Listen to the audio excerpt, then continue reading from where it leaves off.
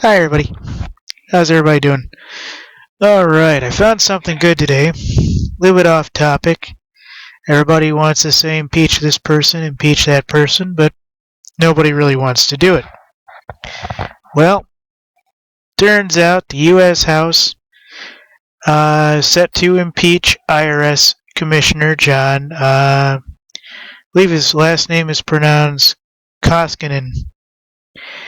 And there's all sorts of things related to this. They've requested formally for his resignation.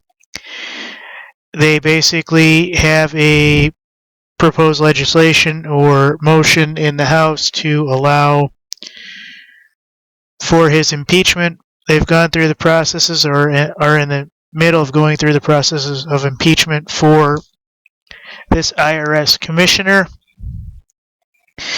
And so this is kind of the setup. Now, to be honest with you, I didn't know who this guy was. In fact, I don't even know what an IRS commissioner does, so to speak. So I went ahead and I looked it up real quick. And just as I kind of figured, this guy was the head leader of the IRS, the Internal Revenue Service of the United States. Also, I learned, and this is a different situation, is that this guy is appointed directly by the President of the United States. Now, I wonder whether or not Obama's really going to veto this a lot because he's elected by the President, or appointed by the President of the United States with consent of the Senate to a 5-year term. The duties include administrating, managing, conducting, directing, and supervising executive application of the IRS laws. You get the idea. I looked this up because I kind of didn't really think this guy was... I haven't really seen this guy in the headlines much, so I was wondering what the big deal was. But as you know, there's always a linchpin, and there's always a situation to where the executive gets the boot. But this is coming out of the GOP. Members of the House Oversight and Government Reform Committee have been calling for Koskinen's resignation or impeachment since July. They took a further step 4 days ago with the Justice Department announced it was closing an investigation of the IRS handling of nonprofit political groups without bringing criminal charges. So that is what this is actually about. And basically, Commissioner Koskinen violated the public trust.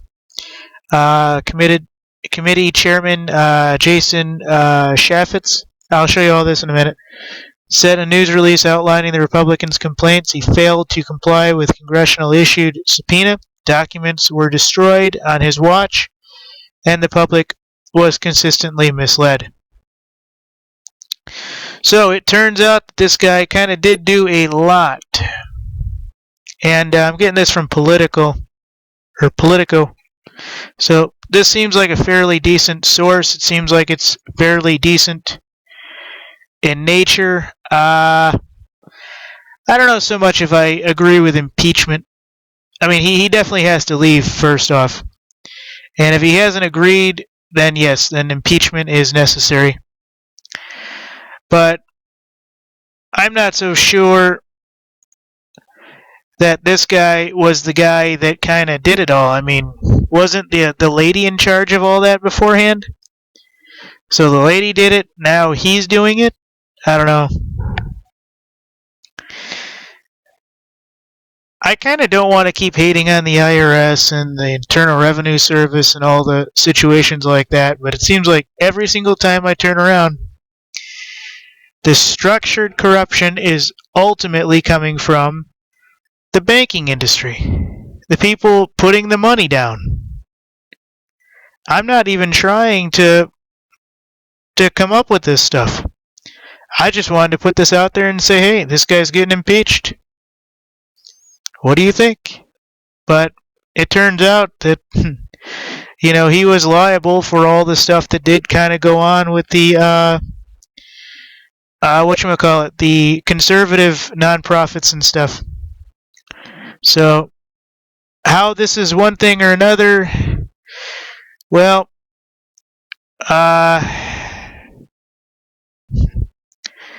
when the last one stepped down, I guess it came onto his shoulders, and he was supposed to turn over documents. He did something to them, destroyed documentation, everything else. So it ultimately fell on his responsibility, and he basically did not basically do his job, and instead he just basically put it under the mattress. So it is what it is. Hopefully he does step down in the coming days. But, ladies and gentlemen, his title is the problem. He's going to be replaced by a like-minded puppet who is going to obey the United States Federal Reserve, which is exactly what his title pretty much does. And they're going to obey the laws that are set in place from those higher up.